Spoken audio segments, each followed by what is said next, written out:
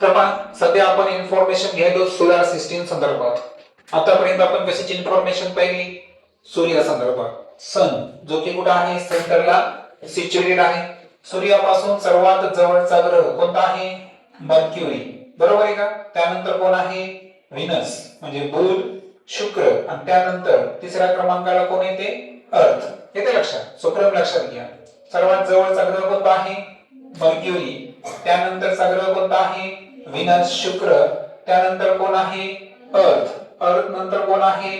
Mars मंगळ ग्रह. बरोबर आहे का? आणि थोडंसं याला आपण जर झूम आउट केलं तर झूम आउट केल्यानंतर तुम्हाला एक खगोलीय पट्टा दिसेल. पाय का? याला ऍस्ट्रॉइड बेल्ट म्हणतो आपण. याच्यामध्ये अनेक प्रकारचे काय आहेत? बटू ग्रह. बरोबर आहे का? किंवा लघु ग्रह यांचा एक पट्टा आहे. त्यांना आपण विचारात घेतो का?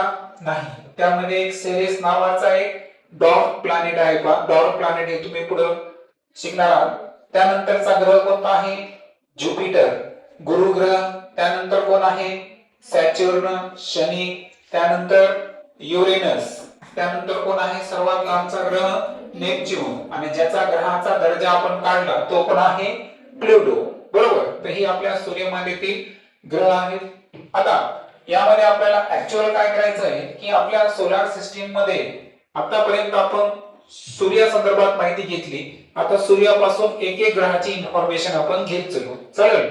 तर सर्वात अगोदर मी हिट करतो या ठिकाणी सूर्याच्या सर्वात जवळचा आणि वेगवान ग्रह कोणता आहे? मर्क्युरी. त्याला मराठीमध्ये कोणता ग्रह म्हणतो आपण? बुध ग्रह. तर हा जो बुध ग्रह आहे तर याला आपण सर्वात अगोदर व्हिजिट करूया. तर पहा दॅट इज हे आहे बुध ग्रह. ओके. तो सूर्याच्या सर्वात जवळचा आणि सर्वात वेगवान ग्रह आहे. आणि हा ग्रह जो आहे हा आपण पाहू शकतो. पण केव्हा? मॉर्निंगला आणि इव्हनिंगला. बरोबर आहे का? तुमच्या पाठ्यपुस्तकामध्ये दिलेलं आहे. त्यानंतर या ग्रहाची जर आपण एन्सायक्लोपीडिया पाहिली तर पहा डायमीटर हे माइल्स नावाच्या एककामध्ये दिलेलं आहे. 3032 माइल्स. वस्तुमान जर पाहिलं आपण मर्क्युरी प्लॅनेटचं तर ते आहे 3.3 into 1023 किलोग्रॅम. म्हणजे अप्रॉक्सिमेटली आपल्या पृथ्वीच्या वजना एवढा आहे. त्यानंतर सूर्यापासून मीन डिस्टन्स जर पाहिलं आपण तर 36 मिलियन माइल्स. हे माइल्स मध्ये दिलेलं आहे. रोटेशन पिरियड म्हणजे परिवलन कालावधी है ना. स्वतःच्या भोवती एक फेरी पूर्ण करण्यासाठी मर्क्युरीला किती दिवस लागतात? 59 डेज म्हणजे 59 दिवस लागतात.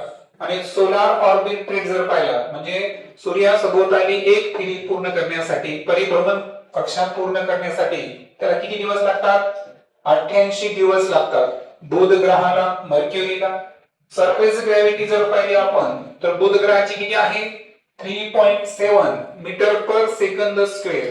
म्हणजे पृथ्वीपेक्षा 2.5 पटाने जवळपास कमी आहे. पृथ्वीची किती आहे? 9.8. किती आहे? 9.8.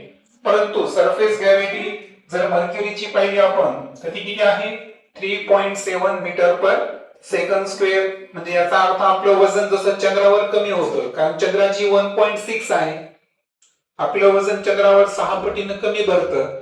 तर तशा पद्धतीनं आपण जर बुध ग्रहावर आपलं वजन मोजलं तर ते कमी भरणार. का?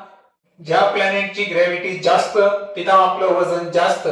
ज्या प्लॅनेटची ग्रॅव्हिटी कमी तिथं आपलं वजन कसं असणार? कमी. कारण ग्रॅव्हिटी आणि वजन म्हणजेच वेट. हे वेट एक प्रकारचं फोर्स आहे.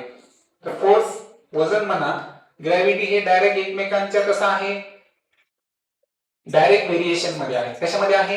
डायरेक्ट व्हेरिएशन म्हणजे सम प्रमाणात असतात. आणि सो लक्षात ठेवा सरफेस ग्रॅव्हिटी 3.7 मीटर पर सेकंद स्क्वेअर असल्यामुळे बुध ग्रहावर आपलं वजन कमी भरणार आहे.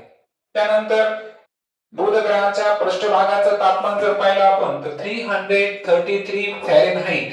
पहा 3 एकक असतात टेम्परेचरचे. डिग्री सेल्सिअस, फॅरेनहाइट आणि केल्विन. पहिली हे टेम्परेचर कशामध्ये दिलं आहे? केल्विन मध्ये. आणि टेम्परेचर जर पाहिलं आपण डे टाइम मध्ये तर टेम्परेचर किती असतं? सूर्याच्या अगदी जवळ असल्यामुळे तिथं तापमान किती आहे? 883 फॅरेनहाइट. तर असं हे वैशिष्ट्य कोणत्या ग्रहाचं पाहिलं आपण? मर्क्युरी. आणि मर्क्युरी जो ग्रह आहे हा आपल्या सूर्यमालेमध्ये जर पाहिला आपण तर सूर्याच्या सर्वात जवळचा तो ग्रह होता, बरोबर. तर हा जो मर्क्युरी आहे, या मर्क्युरी संदर्भात इन्फॉर्मेशन आपण या व्हिडिओमध्ये जाणून घेतली. सूर्याच्या सर्वात जवळचा आणि सर्वात वेगवान ग्रह म्हणून ओळखला जाणारा कोण आहे? मर्क्युरी. क्लिअर.